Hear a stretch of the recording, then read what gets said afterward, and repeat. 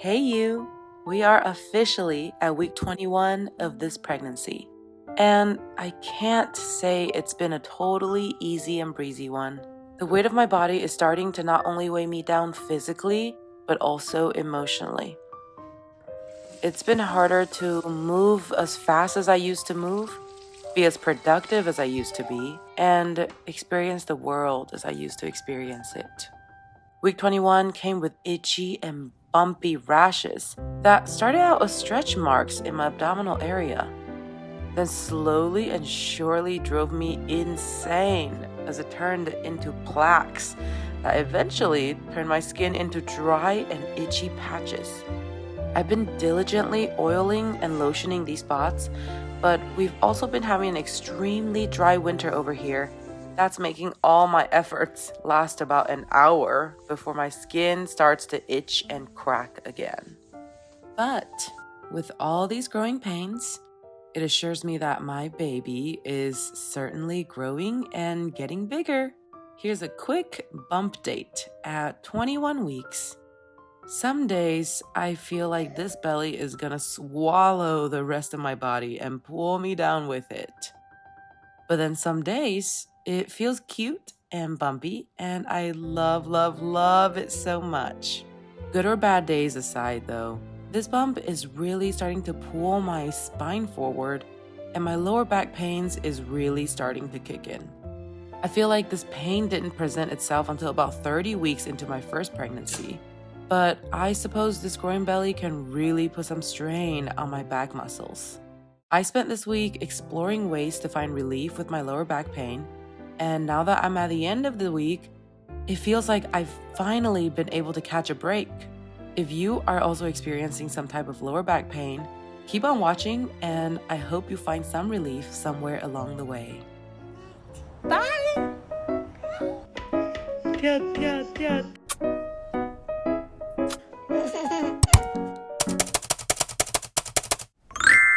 The very first thing I did this week was seek out a professional.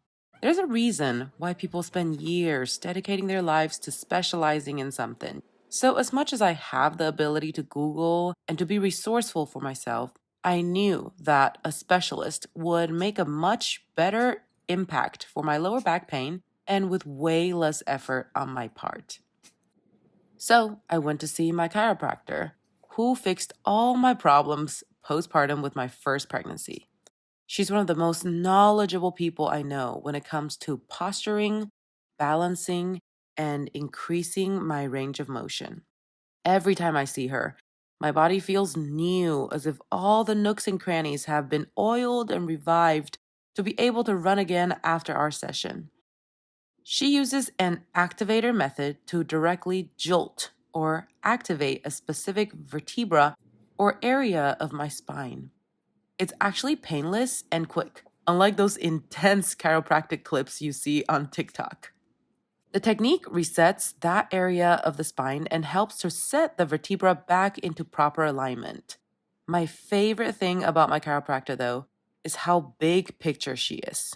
She doesn't just focus on your problem area.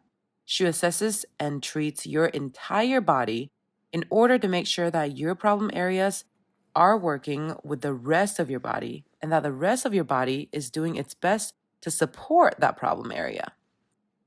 Every time I go, she takes her time working through my entire body and every joint's range of motion to make sure I walk out with a body that will serve me well. With all that to say, if you can find a maternity chiropractor near you, it really is so worth it to give them a visit. Something else I noticed was that my back pain is the worst when I wake up in the morning, which tells me it's either my sleeping position or the type of sleep support I'm using.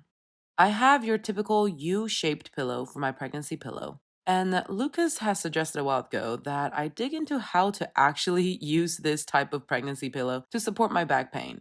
What I found out after a quick 5-minute Google search is that most pictures of pregnant moms using the U-shaped pregnancy pillow in the market, as I'm demonstrating here, are actually portraying the sleep posture that provides the least amount of support. Isn't that crazy? I learned that to gain the most support, you're supposed to align your body with a handy dandy knee pillow, stack up 2 pillows for your head to also be aligned, then lay yourself as high as the 2 stacked pillows to make sure your ribs and back are fully supported or hugged by the top of the pregnancy pillow. Lastly, grab your knee pillow, insert it between your knees for the optimal vertical alignment between your neck, hips, and knees. With this kind of support, you can sleep in all your favorite positions and not have your body go out of alignment to prevent those lower back pains when you wake up in the morning. In case anyone is in the market for a knee pillow, I've linked this one in the description box below, and you can use the code WONG10 to get you 10% off. It's super affordable and high quality. My favorite thing is how ergonomically compatible it really is for my body, and you can even remove the outer layer for a quick wash. The last thing I tried to relieve some lower back pain was stretching. Nothing fancy. I typically take about 5 to 10 minutes before I go to bed for a quick stretching session, just to make sure that my body is ready for a long night of prolonged periods of remaining in one position. My favorite stretch to start with is rolling my back. This allows me to place evenly distributed pressure up and down each vertebrae, which actually feels amazing. I realize that as my belly grows, I may eventually not be able to hold my legs right in front of my abdomen. So I've been trying out the modified version where I open my legs up to roll on my back. Next stretch is lengthening my lower back by lifting my upper body to my toes against gravity. This can also become more difficult the bigger my belly grows, so I sometimes also modify it with opening up my legs. Lastly, I get into a spread out squat sit position with my legs wide open and slowly lengthen my body into a modified child's pose. I can really stay there for a while as I stretch the tip of my fingers farther and farther up the mat. It feels so dang good to stretch in this posture, and the spread out squat sit position makes this a very comfortable position to be in for my pregnant body. Once I'm satisfied, I slowly curl my body back up, 1 inch at a time, one vertebrae at a time, all the way up to my neck. I cannot tell you how good this feels. You simply have to try it for yourself.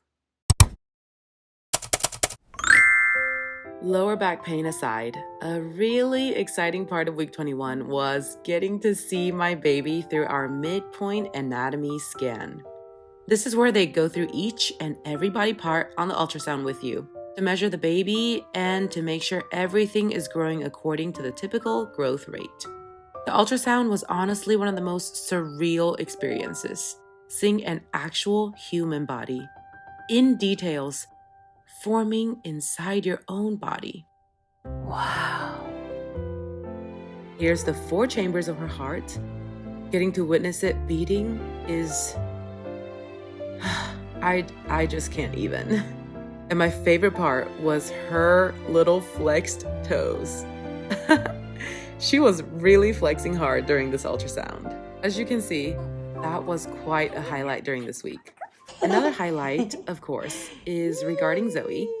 She took a big step this week in her role as the soon-to-be big sister to transition out of her crib and to a floor bed. This was something that's been boggling our minds. It feels like quite a daunting transition, knowing that she now has access to everything outside of her crib the second she wakes up. She actually loves her crib, but we didn't want to buy a whole other crib for baby sister, so here goes Zoe learning to grow up and sharing her things with her baby sister. She did incredibly well for her first week. It did take a bit of extra coddling before bed for her to stay and fall asleep, but she has slept through the night every night so far, and I actually feel like she might like the bed better with all the extra space. Anyways, thanks for hanging out and following along on our journey to becoming parents of 2.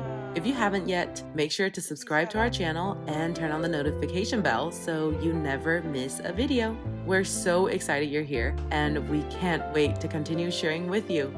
Bye-bye for now, and we shall see you next week.